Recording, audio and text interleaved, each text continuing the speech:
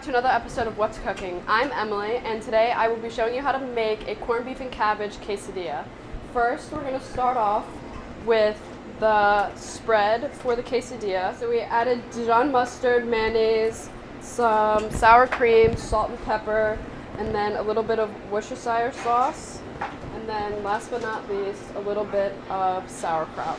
And then we'll just give that a good mix.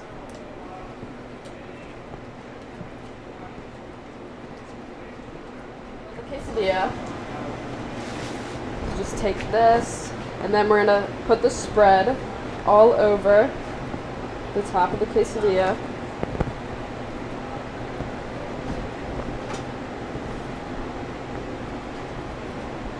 And then we are going to throw some corned beef on the one side. And then some cabbage,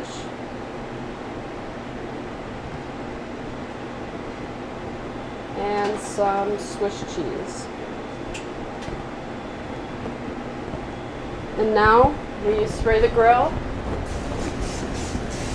and then throw this on here for about 2 to 3 minutes so all the cheese is melted and it's nice and warm inside.